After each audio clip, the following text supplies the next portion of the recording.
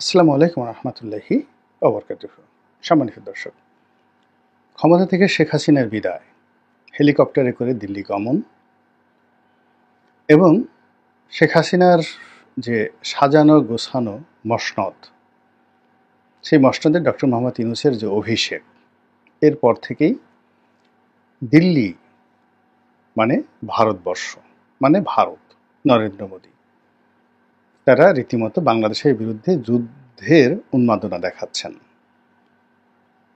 তারা তাদের সেই উন্মাদনা প্রথমে শুরু করেছেন ভারতের কতগুলো মিডিয়ার মাধ্যমে, বিশেষ করে কলকাতা কেন্দ্রিক যে কতগুলো মিডিয়া রয়েছে তাদের এত আপত্তিকর এবং এত উত্তেজনাকর যে খবর, আলোচনা, অঙ্গভঙ্গি, ওগুলো দেখলে বাংলাদেশের নাগরিক হিসেবে নিজেদের অঙ্গ জ্বলে যায়। তাদের দৃষ্টিতে বাংলাদেশ একটা তেলাপোকাও নয়, একটা পিঁপড়েও নয়। ভারত যদি একটা টিপ মারে, জাস্ট একটা দু আঙ্গুল দিয়ে একটা টিপ দেয়, ওটা সহ্য করার ক্ষমতা বাংলাদেশের নেই। তারপর তাদের আরও প্রচারণা হলো যে এই বাংলাদেশকে তারা খাইয়ে রেখেছে, তারা পেঁয়াজ না দিলে, আলু না দিলে, মরিচ না দিলে আমরা কি বাঁচতাম? তাদের গম খেয়ে আমরা বাঁচি, তাদের চাল খেয়ে আমরা বাঁচি, আমাদের এত দাপট কিসের? তারা যদি আমাদের দেশের মানুষদেরকে চিকিৎসা না দিতেন, কলকাতার হাসপাতাল, মুম্বাইয়ের হাসপাতাল, তাহলে আমাদের দেশের মানুষ কি বাঁচত? 18 কোটি মানুষ এতদিন 9 কোটিতে পরিণত হয়ে যেত। তারপর তাদের বক্তব্য হলো যে এই জাতিগোষ্ঠীর সৃষ্টির পেছনে ভারতের অবদান, বাঙালিরা কিছু করেনি, কোনো মুক্তিযুদ্ধ, কিচ্ছু না। মুক্তিযুদ্ধকে যদি গত সেই 30 বছরে কেউ অস্বীকার করে থাকে, 50 বছরে কেউ অস্বীকার করে থাকে, এই প্রথম দেখলাম ভারত অস্বীকার করেছে। তাদের বক্তব্য হলো ভারতীয় সেনাবাহিনী পাকিস্তানের বিরুদ্ধে যুদ্ধ করেছে, যুদ্ধে জয়লাভ করেছে, তারপর পাকিস্তানি সৈন্যদেরকে বন্দি করে বাংলাদেশ থেকে নিয়ে গেছে, আর এই ভূমিটিকে খালি করে আওয়ামী লীগের হাতে এদেশের শাসনভার তুলে দিয়েছে। ফলে স্বাধীনতা, সার্বভৌমত্ব যা কিছু হোক না কেন, এগুলো ভারতের দয়া। এই সকল কথাবার্তা বলে, ক্রমাগত বলে, তারা রীতিমতো বাংলাদেশ এবং ভারতের যে সম্পর্ক জনগণের পর্যায়ে, এখানে একটা বিষক্রিয়া তৈরি করে ফেলেছেন। অনেক লোক আওয়ামী লীগ করেন, শেখ হাসিনা যাওয়ায় খুবই ব্যথিত, কিন্তু এ সকল প্রচার প্রপাগান্ডা শুনে তাদের মাথা ঠিক নেই। আর যারা ভারতকে পছন্দ করেন না, আওয়ামী লীগকেও পছন্দ করেন না, তাদের কথা হলো যে তুমি তো একে তো পালিয়ে গিয়েছো, দ্বিতীয়ত সেখানে গিয়ে টাকা দিয়ে, পয়সা দিয়ে এ সকল সাংবাদিককে কিনে ক্রয় করে যেভাবে দেশ বিরোধী প্রচারণা চালাচ্ছ, এই বাংলার জমিনে তোমার আর জায়গা হবে না। এইরকম একটা জনগণের যে মত এবং অভিমত তৈরি হয়ে গেছে, এটা হলো বাস্তবতা। ফলে কি হলো, আপনি দেখুন, আজকে 8 মাস 9 মাস হয়ে গেল আওয়ামী লীগের পতন, কিন্তু তাদের কোনো কার্যক্রম করার ন্যূনতম যাকে বলে সুযোগ বাঙালি দিচ্ছে না। তাদের কোনো লোক প্রকাশ্যে নেই, সভা সমিতি, সেমিনার তো দূরের কথা, রাজপথে, চায়ের দোকানে তারা তাদের যে পরিচিত স্থান সেখানে তারা থাকতে পারছে না। কক্সবাজারের লোক চট্টগ্রামে, চট্টগ্রামের লোক ঢাকাতে, ঢাকার লোক ময়মনসিংহ, এভাবে তারা পালিয়ে বেড়াচ্ছে। তো এই যে পালিয়ে বেড়ানো, এই পালিয়ে বেড়ানোর যারা লোকজন রয়েছে, তাদের মধ্যে যদি কাউকে জনগণ পেয়ে যাচ্ছে, অমনি গণপিটুনি দিচ্ছে। জেলখানা থেকে আপনি ধরুন সাবের হোসেন চৌধুরীর মতো ভদ্রলোক, তিনি যেভাবে লাঞ্ছিত হলেন, বা আরেকজন সংসদ সদস্য ডাক্তার এম এ আজিজ, পঙ্গু হাসপাতালের পাশে যে শিশু হাসপাতাল আছে ওটার তিনি পরিচালক ছিলেন, খুবই নামকরা ডাক্তার, একেবারে আপাদমস্তক একজন ভদ্রলোক মানুষ। তার অপরাধ, আওয়ামী লীগের এমপি ছিলেন, বিনা ভোটের এমপি ছিলেন, শেখ হাসিনার দোসর ছিলেন। এছাড়া অন্য কোনো ক্ষেত্রে একেবারে একজন নিপাট ভদ্রলোক, একেবারে শতভাগ নিপাট ভদ্রলোক, এবং রাজনীতিতে এইরকম শিক্ষিত, সজ্জন, নিপাট ভদ্রলোকের সংখ্যা নেই বললেই চলে। তো এই মানুষটি জামিন পেয়ে বের হলো, আর বিক্ষুব্ধ জনতা তাকে বেদম প্রহার করলো, করে আবার প্রশাসন তাকে জেলে ঢুকাতে বাধ্য হলো।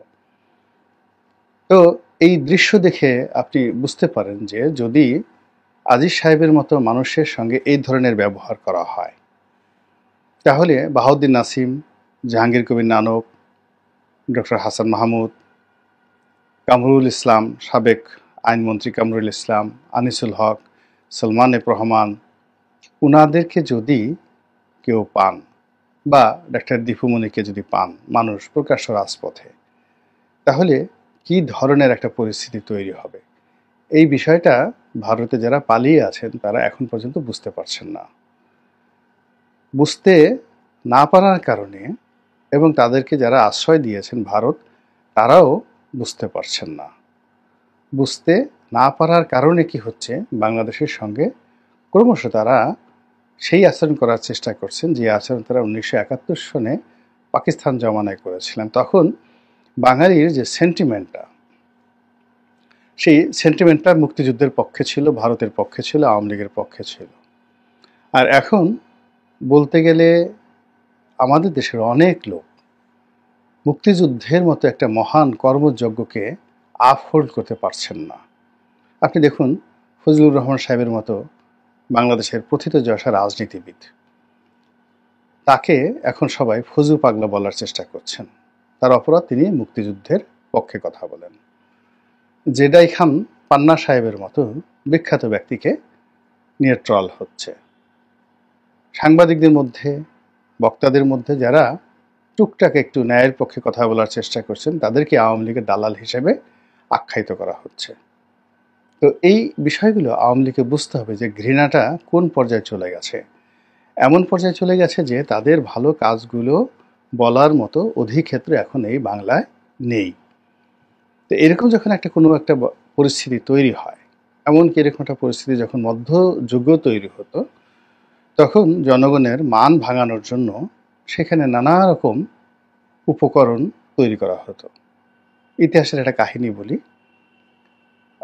মহামতি সাইরাস দ্য গ্রেট, তিনি সাইরেনিয়ার, অর্থাৎ এখন যে তুরস্ক, সেই তুরস্কের একটা এলাকা তিনি দখল করলেন। ওরা খুব যোদ্ধা জাতি ছিলেন, কোনো অবস্থাতেই সাইরাসের এই আধিপত্য মানতে পারলেন না। এমনকি সেখানকার যে রাজা ক্রেশাস, তিনিও আনুগত্য প্রকাশ করলেন এবং মহামতি সাইরাসের প্রধানমন্ত্রী নিযুক্ত হলেন। কিন্তু কোনো অবস্থাতে জনগণ মেনে নিল না, তারা যুদ্ধ শুরু করে দিল। তো এই অবস্থাতে সাইরাস বললেন যে না, এদের সাথে যুদ্ধ করা যাবে না, এদের মন ভাঙাতে হবে, মান ভাঙাতে হবে, অভিমান ভাঙাতে হবে। কি করা যায়? তখন তিনি ওই আমলে সে রাস্তার কিনারে কিনারে টনকে টন খাদ্যশস্য তিনি বিলিয়ে দিলেন, যেন জনগণ এসে অনায়াসে সেই খাবারগুলো পেতে পারে।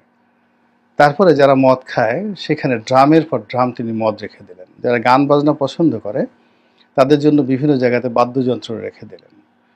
তারপর মধু, যারা মধু খেতে পছন্দ করে, সেই মধু রেখে দিলেন। এবং তার সৈন্যবাহিনীর মাধ্যমে জনগণকে বিপুল অর্থ বিতরণ করা শুরু করলেন। এই কাজ বহুদিন ধরে চলল। আমার কথা নয়, মহামতি হিরোডোটাসের কথা পড়ে দেখেন। এইভাবে সেই জাতিগোষ্ঠীটিকে তিনি বশীভূত করলেন, যুদ্ধ করে নয়। এখন বাঙালির মধ্যে যে ভারত বিরোধিতা জন্ম নিয়েছে, ঘৃণা জন্ম নিয়েছে, এখানে আওয়ামী লীগ, বিএনপি, জামাত নেই। অর্থাৎ এখন দেখা যাচ্ছে যে বিএনপি এবং জামাত খুব দাকুমড়ার সম্পর্ক, কিন্তু ভারতের বিরুদ্ধে যদি লং মার্চ হয়, বিএনপি এবং জামাত গলাগলি ধরে একসাথে আসবে। আপনি দেখুন, ফিলিস্তিনের বিরুদ্ধে যে সমাবেশটি হলো, সেখানে সব রাজনৈতিক দলমত একসাথে ঐক্যবদ্ধ হয়ে তারা মাঠে নেমেছে। এর আগে ভারতের বিরুদ্ধে যখন আগ্রাসনের বিরুদ্ধে যখন ডক্টর মোহাম্মদ ইউনূস ডাকলে, সমস্ত রাজনৈতিক দল নিজেদের বিভেদ ভুলে কিন্তু সে আহ্বানে সাড়া দিয়েছিল। তো ভারতকে সেই বিষয়গুলো বুঝতে হবে, কিন্তু ভারত সেই বিষয়গুলো না বুঝে তারা গোয়ার্তুমি করছেন, অস্ত্র এবং অর্থের শক্তিমত্তা দেখাচ্ছেন, বাংলাদেশকে হেয় করছেন এবং নিজেদেরকে খুব বড় ভাবছেন। ভারতীয় পার্লামেন্টে একটা বক্তব্য শুনছিলাম, একজন সংসদ সদস্য তিনি বলছিলেন যে ভারতের লোকজন স্টুপিটের মতো কথা বলে বাংলাদেশ নিয়ে। বাংলাদেশের পার ক্যাপিটা ইনকাম তো ভারতের চেয়ে বেশি, তো বাংলাদেশকে দরিদ্র বলে কিভাবে? বাংলাদেশের লোকদেরকে লাথি দিয়ে ভারত থেকে বের করে দিতে চায় অমিত শাহ। তো সেই সংসদ সদস্য বললেন যে এর মতো নির্বোধ আর বেকুব আছে নাকি, যাই দেশের পার ক্যাপিটা ইনকাম আমাদের চেয়ে বেশি, সেই দেশের মানুষ আমাদের দেশে আসবে কেন? তাকে সে লাথি দিয়ে বের করবে? কি সমস্ত কথাবার্তা বলে। 2 নম্বর হলো যে তাদের শিক্ষা দীক্ষা এমন পর্যায়ে চলে গেছে যে বাংলাদেশ একটা ছোট রাষ্ট্র আর ভারত একটা বৃহৎ রাষ্ট্র, কিন্তু তারপরেও এই মুহূর্তে ভারতের 8,000 ছাত্র ছাত্রী বাংলাদেশের স্কুল মানে শিক্ষা প্রতিষ্ঠানগুলোতে পড়াশোনা করছে, আর অন্যদিকে ভারতের শিক্ষা প্রতিষ্ঠানগুলোতে মাত্র 3,000 বাংলাদেশি ছেলে মেয়ে পড়াশোনা করছে। এই সকল কথাবার্তা ভারতে হচ্ছে, আর এই সকল কথাবার্তা যখন ভারতে হচ্ছে তখন শেখ হাসিনাকে, আওয়ামী লীগকে শেল্টার দেওয়ার জন্য ভারতীয় যারা রাজনীতিবিদ রয়েছেন তারা প্রথমে সীমান্ত বন্ধ করে দিলেন, সীমান্তে যুদ্ধ অবস্থা জারি করলেন, তারপর অতি সম্প্রতি ট্রানজিট বন্ধ করে দিয়েছেন এবং বাংলাদেশের বিরুদ্ধে রীতিমতো বাণিজ্য যুদ্ধ তারা শুরু করে দিয়েছেন। যে পণ্যগুলো একেবারে তাদের এক্সপোর্ট বাংলাদেশ ছাড়া অন্য কোথাও এক্সপোর্ট করার কোনো সুযোগই নেই, সেই পণ্যগুলো তারা এক্সপোর্ট করার চেষ্টা করছেন বাংলাদেশে, আর যেগুলো অন্যত্র এক্সপোর্ট করার সুযোগ আছে সেগুলো বাংলাদেশে এক্সপোর্ট করছেন না। ব্যাংকিং থেকে শুরু করে অন্যান্য সকল বিষয়ে তারা যে ট্রেড ব্যারিয়ার চালু করেছে, এটি মূলত একটি যে ভাতৃঘাতী প্রতিবেশীর সঙ্গে মরণপর যে যুদ্ধ, সেই যুদ্ধের পূর্ব আলামত। যুদ্ধের 3টা লক্ষণ থাকে। প্রথম লক্ষণ হলো গালাগাল, একে অপরের বিরুদ্ধে বিষোদ্গার করা। এটি আগস্ট মাসের পর থেকে ভারতের লোক, ভারতের সরকার, ভারতের রাজনীতিবিদরা করছে বাংলাদেশের বিরুদ্ধে, এবং আমরাও করে যাচ্ছি। কিন্তু আমাদের যেহেতু মুখ ছোট, আমাদের ওদের মতো এত মিডিয়া নেই, আমরা ওদের মতো এত অভিনয় করতে পারি না। ওদের হলিউড আছে, বলিউড আছে, ওদের ঢালিউড আছে, তো ঢালিউড না টালিউড আছে, তো সেখানে অনেক অভিনয় শিক্ষা দেওয়া হয়। ওদের সঙ্গীত আছে, শিল্প, সাহিত্য, সংস্কৃতি আমাদের সাথে অনেক কালচার্ড। ফলে যে কোনো অপকর্মকে সাধু বেশ ধরিয়ে সেই অপকর্মকে জায়েজ করার জন্য তারা যেভাবে পারে আমরা পারি না, সেই কাজটি তারা করে গেছে, এবং আলটিমেটলি সেটা শেষ করে যুদ্ধের যে দ্বিতীয় লক্ষণ সেটা হলো ট্রেড ব্যারিয়ার।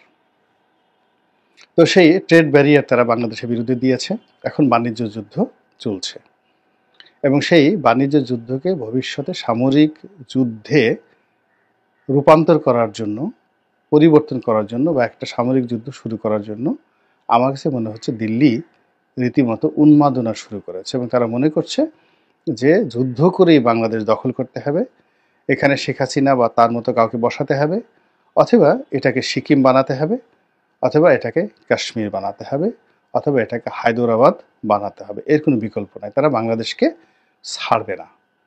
এখন এই যে তারা যে বাংলাদেশকে ছাড়বে না, এই কথা কিন্তু আমরা 2011-12 সন থেকে বলে আসছি।